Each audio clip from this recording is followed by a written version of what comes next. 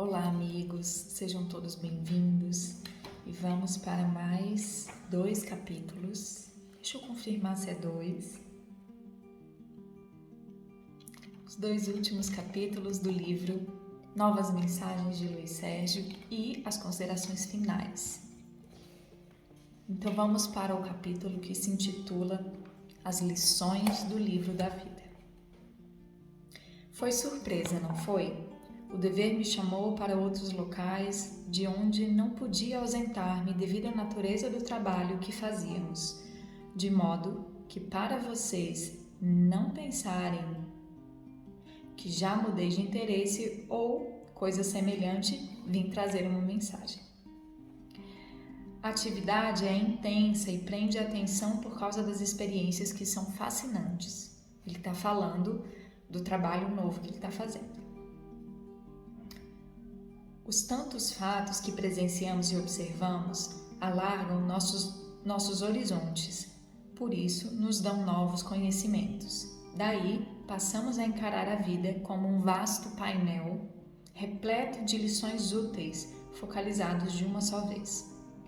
Porém, se analisarmos cada fato separadamente, aí teremos aprendido realmente o que o quadro registrado nos quer ensinar. As lições devem ser gradativas, parceladas. Se o painel nos dá uma visão do todo, cada projeção nos informa uma noção diferente que precisamos conhecer para saber interpretar e valorizar o conjunto. Esse trabalho leva muito tempo e não será em um único estágio como espírito desencarnado que se vá conseguir entender todas as minúcias contidas nesse imenso painel. Há muitos anos alguém me disse que as maiores lições é a vida quem dá. Todos repetem o mesmo, todavia raramente se entende quão profunda é essa afirmativa. Se encarássemos todos os fatos como simples páginas do livro, através do qual teríamos de aprender os ensinamentos, estaríamos um pouco mais evoluídos. Os compêndios escolares contêm capítulos dedicados às mais diferentes ciências. Nossa vida também possui um livro apropriado a cada um de nós, onde está reunido, em sequência útil, tudo o que devemos estudar. Cada hora, cada dia possui uma página ou páginas a serem aprendidas. Exemplo: se precisamos ser previdentes e cuidadosos, pode acontecer que esqueçamos um aparelho elétrico ligado e, então, um pequeno incidente nos indique que é perigoso. Prestamos atenção e agimos com mais cuidado. Se de fato aprendemos a lição e nos tornamos mais cautelosos, não precisamos estudar a página seguinte, que terminaria com um pequeno acidente. Claro, dei um simples exemplo e isso não seria motivo sério para um compêndio. As lições que nos são transmitidas pelo livro da vida são todas de ordem moral e espiritual. Situações existem que nos levam a entender a inclinação certa que devemos dar aos nossos sentimentos para não podermos colocar-nos no caminho de ascensão. Para podermos e não podermos. Eu notei a frase e ficou meio... Então eu vou repetir. Situações existem que nos levam a entender a inclinação certa de que devemos dar aos nossos sentimentos para podermos colocar-nos no caminho da ascensão. Então ele está falando que temos um livro da vida, um livro com cada um dos itens que nós precisamos aprender, estudar, trabalhar aqui enquanto encarnados. Se tratam de lições moral e espiritual, como ele colocou, de ordem moral e espiritual, e essas lições existem para que a gente evolua, para que a gente tenha nos coloquemos no caminho de ascensão. Vamos continuar. Segundo os nossos leitores, a vida encarnada nos traz experiência mais viva, mais ativa, e a desencarnada mais observação e preparo. Uma fase completa a outra. É por isso que a gente fala que lá a gente aprende, aqui a gente coloca em prática. Falei tudo isso porque queria fazer um preâmbulo mais longo. Desejo relatar onde estive fazendo as minhas observações. Em companhia do meu grupo de trabalho, fui a uma localidade situada nas planícies geladas. Lá, encontramos um agrupamento de pessoas levando uma vida muito penosa e difícil. Estávamos em missão de socorro espiritual para o que havíamos sido convidados, com a finalidade de enriquecermos os nossos conhecimentos. Realmente foi uma experiência nova. O grupo que mencionei necessitava de socorro médico e espiritual.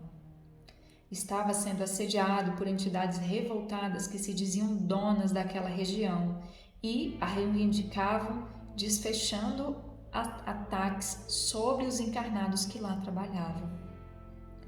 Os homens tiveram momentos de desequilíbrio e começaram a se atacar mutuamente, instigados pelos obsessores. O problema estava se agravando e se tornou muito sério até que um deles, o mais idoso, recorreu a uma entidade superior, suplicando que os salvasse do caos que certamente ocorreria se não se harmonizassem. Foi aí que nos convocaram para a nossa nova experiência. Lá chegando, nada havia de novidade no primeiro momento, apenas um grupo de encarnados com seu respectivo acompanhamento de desencarnados. Isso é muito comum. Continuamos na expectativa de alguma informação. Nosso mentor aconselhou que permanecêssemos distantes para não sermos notados, mas que não perdêssemos de vista o grupo de pessoas às quais deveríamos ajudar. Ainda recomendou que nada fizéssemos além de observar. Ao cair da tarde, se assim pode dizer, naquele lugar, o grupo desencarnado se animou e se dispôs a agir. Bem próximos dos encarnados que lhe eram mais afins, transmitiam-lhe imagens deformadas dos companheiros, dando-lhe a impressão de terem visto e ouvido as mais absurdas cenas e as piores palavras dos outros, sem que, entretanto, ninguém houvesse dito nem feito nada de anormal. Estavam possessos. Os homens se irritaram e daí saiu a contenda que naquele dia, segundo nos informaram, não havia sido muito longa. Terminada a brincadeira, os espíritos se afastaram, divertindo-se às custas dos fantoches, conforme diziam. Olha que tristeza, olha como agem os obsessores, né? No mesmo momento, nosso mentor nos reuniu para uma prece e, em seguida, começou a comentar o fato que presenciáramos. Como conseguir consertar tudo aquilo? Como fariam vocês? Também fiquei sem saber dar opinião. No dia seguinte, fizemos o que vários mentores já nos ensinaram.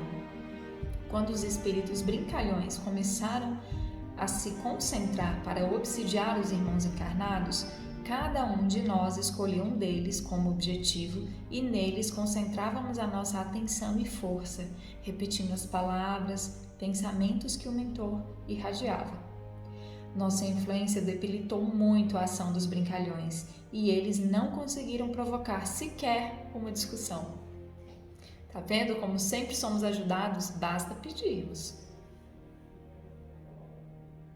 Ficaram espantados e se reuniram procurando descobrir a razão do fracasso. Partiram dali em busca de algo, porém, no dia seguinte, na hora de sempre, lá estavam, mais bem dispostos do que nunca, a provocar os encarnados. Então vejam que, infelizmente, às vezes eles não desistem. Então a gente precisa persistir na oração, na ajuda, no pedido de equilíbrio, no pedido de um auxílio do maior. Nosso mentor pediu ajuda ao plano superior e voltamos a agir como no dia anterior. Novo insucesso dos obsessores. Assustaram-se e desconfiaram que estavam sendo interceptados. Foi preciso muito cuidado de nossa parte para que não nos localizassem antes do tempo. Ainda tentaram a brincadeira de sempre, porém deixando um vigia, o qual também sofreu a nossa influência positiva em nada detectou e registrou somente a diminuição de sua força. Vagarosamente juntaram-se pensativos, sem saber o motivo do fracasso.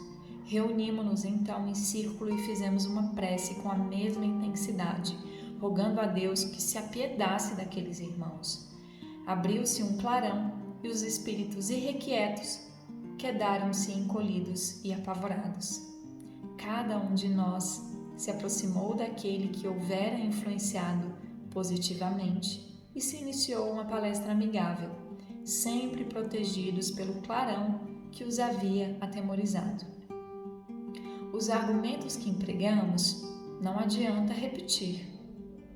Renderam-se finalmente os irmãos desencarnados e voltamos felizes por havermos cumprido a nossa missão.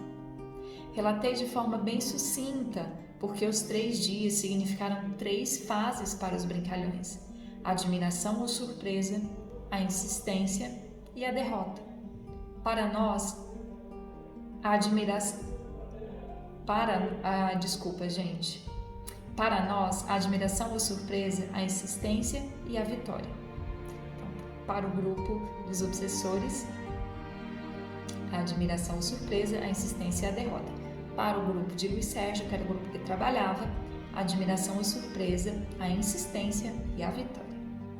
Aliás, a vitória foi de todos, nossa, dos brincalhões e dos irmãos encarnados que ficaram em paz. Desejo que todos saibam interpretar bem as lições do livro de sua vida. Mensagem de 25/7/1977. Legal, né? E vamos para o próximo capítulo, que se intitula A Revelação. Quero contar as últimas novidades importantes. São informações que explicam a causa da minha vinda para o plano espiritual. Nada acontece sem que haja uma causa. Isso é ponto pacífico. Acreditando nessa afirmativa, ficava pensando qual seria a que provocou meu desencarne de forma violenta e em verdes anos. Custou-me muito conseguir licença para pesquisar sobre o fato. Finalmente, os mentores concordaram em me propiciar um retorno de memória para que eu descobrisse o porquê do acontecimento. Antes de relatar minha experiência, quero dizer o motivo maior de minha curiosidade. Parecia-me que estava na pauta da minha última encarnação terrena, um casamento do qual deveria renascer um irmão amigo. Esse irmão também ignorava o motivo pelo qual o plano que prevíamos foi truncado. Então, vamos explicar aqui o motivo novamente. Parecia-me que estava na pauta de minha última encarnação terrena um casamento no qual deveria renascer um irmão amigo. Ou seja, ele, como Luiz Sérgio, iria se casar e, através desse casamento, ele teria um filhinho que era um espírito irmão amigo. E esse espírito também não sabia por qual motivo esse plano ali deles tinha sido barrado. Aqui, ninguém nos dá muita explicação sobre os assuntos que nos dizem respeito. As causas de nossos desgastes, angústias, temores, enganos, etc., devem ser descobertos por nós mesmos através de observação interior e estudo acurado. Quando nos achamos capazes de podermos fazer uma auto-introspecção, encaminhamos-nos para um especialista, uma espécie de psicanalista. Porém, não acontece nada como entre os encarnados. O irmão encarregado nos atende carinhosamente e, através de uma observação que é feita sem que nos apercebamos, ele verifica se realmente estamos aptos a analisar o nosso passado. Ou seja, não é como se fosse uma regressão, tá? É como se fosse, mas como ele colocou aqui, não existe nada parecido aqui conosco, porque esse irmão ele tem capacidade de verificar se nós temos condições de voltar no passado. Nem sempre nós aqui encarnados temos essa capacidade. Essa análise leva mais tempo do que gasto para fazer esse relato. No processo de rememoração são usados muitos meios auxiliares, todos eles destinados a provocar o afloramento das reminiscências. De início, eu me concentrei numa espécie de cristal polido, onde nada havia a não ser o reflexo da luz ambiente. Posso afirmar que esse método é eficiente para auxiliar a concentração, porque logo me senti inteiramente voltado para mim mesmo e com a sensação de estar flutuando.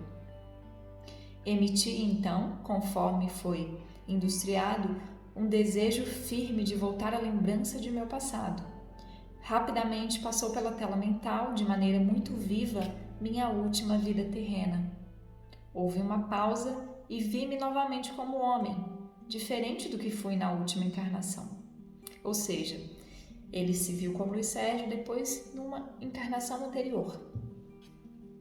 Nessa existência, nada ocorreu que pudesse esclarecer meu objetivo. Assim, consegui voltar a lembrar de mais 2 encarnações. Aqui faço um parêntese para explicar algo curioso. Quando nos recordamos de nossas vidas pregressas, só os fatos que contribuíram fortemente para a nossa formação espiritual é que são lembrados. Os muito bons e os muito maus. As pequenas falhas ou os pormenores sem grande importância para o nosso progresso não ressaltam em nossa memória. Talvez haja quem consiga recordar tudo, porém tenho motivos para crer que nem tudo que nos acontece conseguimos registrar. Só o que atinge o nosso corpo perispiritual.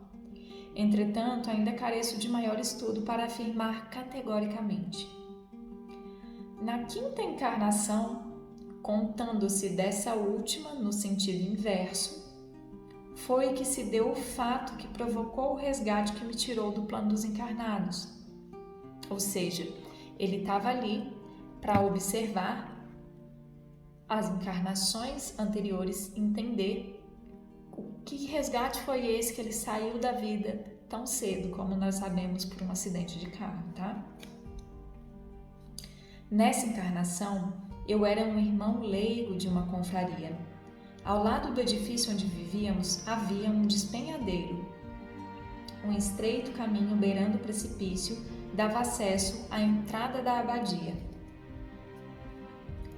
Em nada desejando menosprezar a digna confraria, devo dizer que em minhas recordações consegui verificar que muitos de nós ali estávamos afastados do mundanismo da sociedade, mas trazendo dentro de si os mesmos vícios que condenávamos nos outros lá de fora.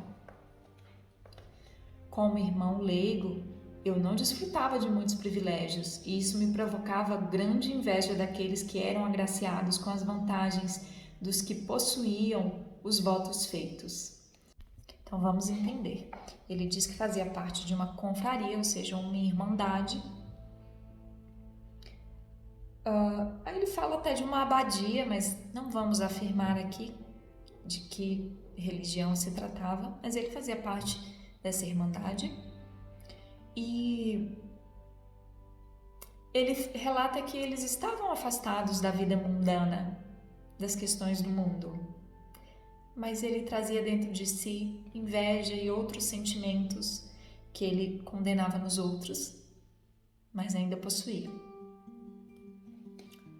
Vamos continuar. Dentre todos os irmãos, um especial me causava maior inveja. Era mais moço do que eu e já detinha credenciais. Eu, na minha mesquinhez, que só agora posso avaliar, o odiava, porque desejava estar no lugar dele. Esse irmão, cujo nome lembrei, mas não quero registrar, saía regularmente do mosteiro para cuidar de assuntos referentes à confraria. O meu ódio era tanto que elaborei um plano diabólico para o irmão não mais regressar. Infelizmente, deu resultado. Nesse ponto, senti todo o horror do meu ato e compreendi o que estava buscando. O choque emocional estremeceu o meu corpo e a memória apagou-se. Confesso a vocês que chorei amargamente, porque esse frade Ele já colocou aqui esse frade, então, numa ordem católica, tá? A quem odiei, eu amei nessa última encarnação.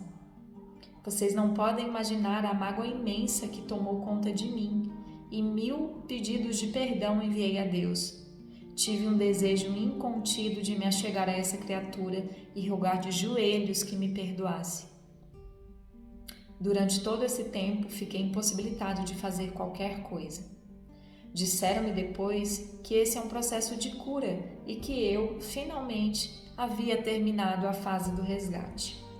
Curioso é que ninguém nos apressa nem nos informa. Esperam calmamente que estejamos psicologicamente preparados para permitir que atravessemos a última fase. Olha que coisa mais linda!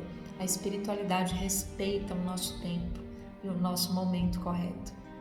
Ninguém nos empurra em processos de que precisamos dar conta, precisamos estar prontos. Isso é muito lindo. Foi na 4ª geração, após, que eu cumpri com o pagamento da dívida. Ou seja, Luiz Sérgio viu 5 reencarnações para trás, teve houveram outras 3, e nesta, como Luiz Sérgio, ele cumpriu seu resgate, sofrendo um acidente e desencarnando tão cedo. Até aí fui me preparando através das experiências reencarnatórias.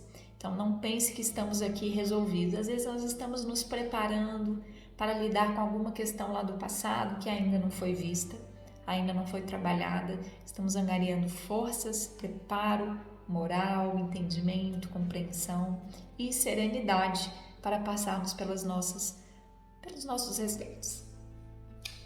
Essa mensagem é muito importante para mim. Espero que o espírito que sofreu no passado por minhas mãos saiba que eu o admiro e estimo muito e que jamais moveria um dedo sequer para prejudicá-lo. Desejo que ele não registre em sua mente espiritual a sensação de que não possui mais o inimigo de outrora. Depois, o tempo se reencarregará do reencontro. Resumi a história, pois para maior elucidação os pormenores seriam necessários. Porém, eu os abominei e ainda me sinto muito abalado. Omiti nomes, quaisquer nomes. Não tenho intenção de envolver ninguém em uma culpa que foi só minha. Agora pretendo esquecer de vez o acometido e até me sinto aliviado. E aí ele fez 4 observações aqui. Vamos lá. Não, eu não fui informado antes de reencarnar que teria que resgatar esse ato. Talvez porque o acidente devesse me alcançar de surpresa. Aliás, conforme meus familiares sabem, comecei a pressentir que não viveria muito. Tudo já passou, graças a Deus. Agora, agradeço aos meus pais que me deram um corpo e me criaram para que fosse possível ao meu espírito saldar um compromisso tão importante para o meu futuro. Eu já estou começando a me emocionar porque está chegando no fim do capítulo. Antes de terminar essa mensagem, quero enviar um abraço para a Valquíria, um aperto de mão ao Manuel e um oi para a Ivonete. E aí temos as notinhas aqui. Essas pessoas são os primos de Luiz Sérgio. A Valquíria, que nós já conhecemos, o Manuel e a Ivonete.